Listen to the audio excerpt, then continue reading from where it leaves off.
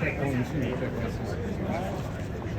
you back to the start of your career, what was it like as a queer filmmaker making queer work, still at the height of the AIDS crisis, and how sort of defiant that might have felt?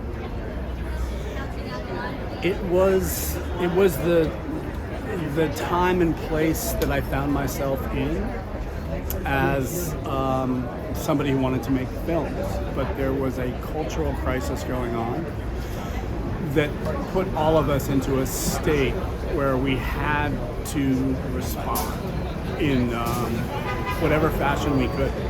And it took activism, and it took community, and it took a fierce determination to turn around the outcome of that epidemic. And for people like myself who were, dramatic filmmakers, for me it was an opportunity to address the themes really my first 3 films that really started my career all deal with illness in different ways. Superstar, the Karen Carpenter story, followed by my first feature film, Poison, and then the film that followed that, Safe, my second feature with Julianne Moore. You mentioned it's in its 35th year. Why do you think we still need to have LGBTQ specific film festivals?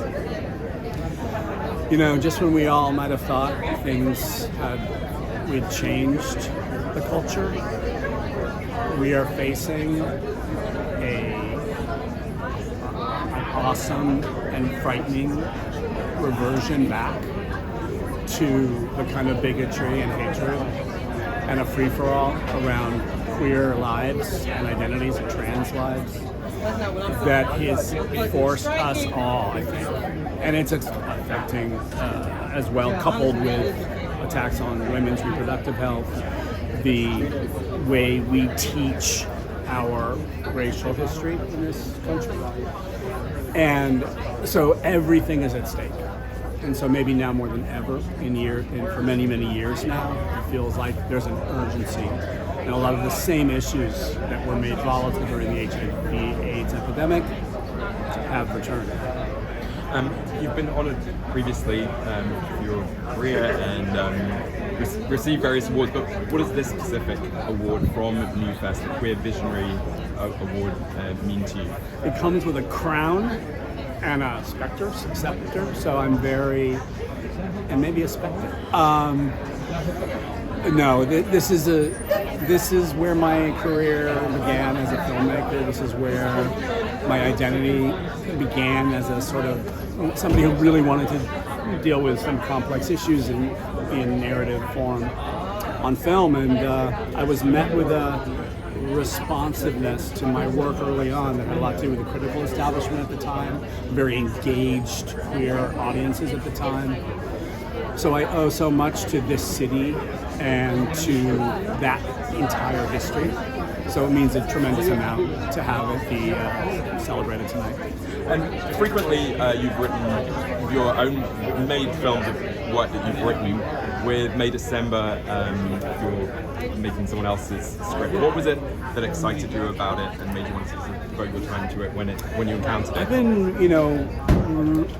I've been engaging with scripts by other writers for quite some time now. The first film that I did by another writer was Carol, which is an experience I will never. It was just a great, amazing experience. Great script based on the Richard Highsmith novel, The Price of Salt. What's great is to go back and forth. My next project's an original script that I'm working on with Joaquin Phoenix. But this was an incredible script. It's something I couldn't turn away. And you're collaborating with Julianne Moore again. Could you give us a bit of an insight into that collaboration? There's really no simple words to sum it up. She's one of the great film actors, in my opinion, living or dead, And I've had the amazing good fortune of crossing paths with her and finding a kind of counterpart in many ways to the kinds of films that I wanted to make in her as an actor from my second feature film, Samy. So every time we work together, I'm learning more from her, and I think we feel that we understand each other so deeply. So it's an amazing gift.